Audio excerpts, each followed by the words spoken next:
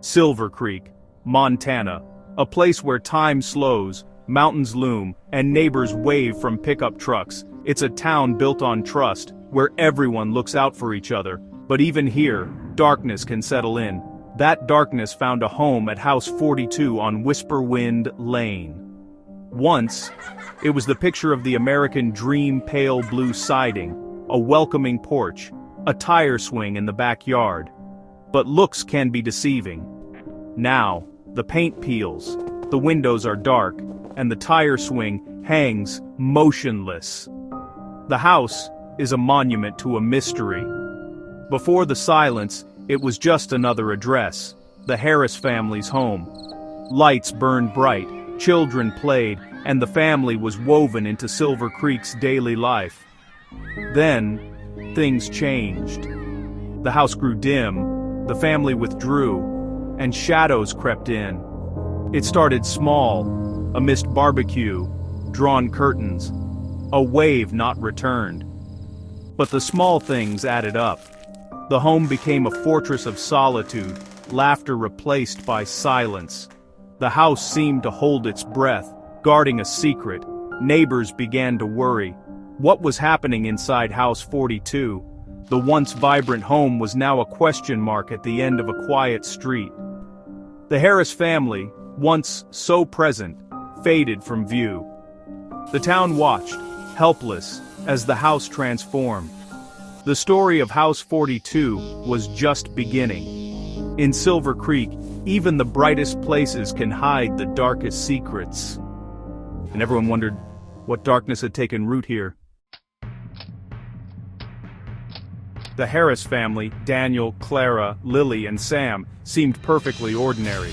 Daniel, a land surveyor, knew the hills and forests well. Clara, an artist, was known for her warm smile and gentle nature. Lily and Sam, energetic and bright, were always seen playing outside.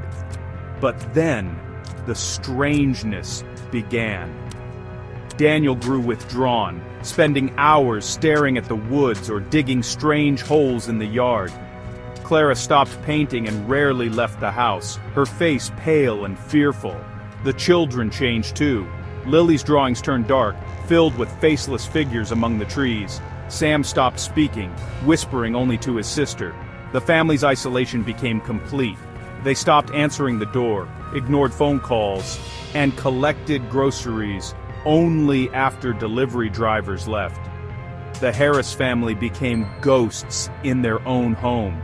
Neighbors whispered, illness, family trouble, or something worse. The tire swing was abandoned, the laughter gone. The house on Whisperwind Lane became a cage. The town watched, confused and helpless. The family they knew was gone, replaced by strangers behind closed curtains. Silver Creek's sense of safety began to unravel. The Harris family's transformation was a warning. Sometimes, darkness grows quietly, right next door. On October 20th, 2025, fear shattered Silver Creek's uneasy calm. At 2:13 a.m., a frantic 911 call came from House 42. It was Lily Harris, whispering, "They're in the trees. They're watching." The line went dead. Police arrived to find the front door ajar. The house eerily silent. No signs of struggle, but a chill hung in the air. The house felt abandoned, cold, dark, and still. A half-eaten dinner sat on the table. TV static filled the living room. Lily's room held dozens of drawings, faceless figures among trees. The most chilling discovery was in the backyard, freshly dug holes near the woods, and in the largest, an empty silver locket. No footprints, no tire tracks. The Harris family had vanished. They left behind cold food, static, and a child's terrifying art. It was as if they'd stepped into the darkness, and the darkness swallowed them whole. The town was left with only questions. What had happened that night? The mystery deepened, and fear took root. House 42 was now a place of dread. Investigators dug into Daniel Harris's past and found secrets. He was born David Henriksen, raised in a reclusive Oregon cult, the Children of the Silent Pine. They believed ancient entities watched from the forest, demanding silence and secrecy. Daniel fled, changed his name, and tried to start over. The cult's lore matched Lily's drawings, faceless watchers among the trees. The silver locket found in the yard was a cult talisman, meant to protect children if it held a loved one's photo.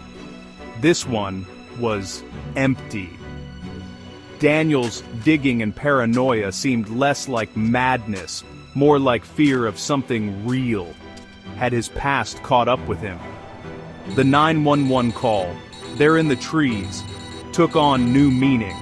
For the Harris family, the line between legend and reality had vanished.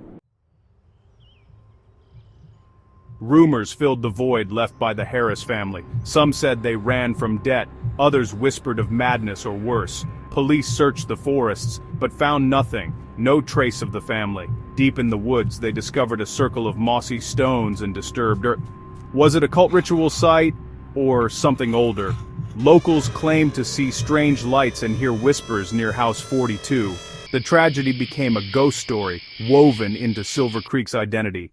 The house was now a place of fear and fascination. Years passed, and the case grew cold. The house changed owners, but no one stayed long. Strange noises, nightmares, and whispers drove them away. The story became legend, a warning to children and a dare for teenagers. The truth was lost, replaced by folklore and fear. The empty locket, the drawings, the stone circle, clues that led nowhere. Was it Daniel's past, a desperate act, or something ancient in the woods? The search for answers continued in hushed conversations. The mystery of House 42 haunted Silver Creek.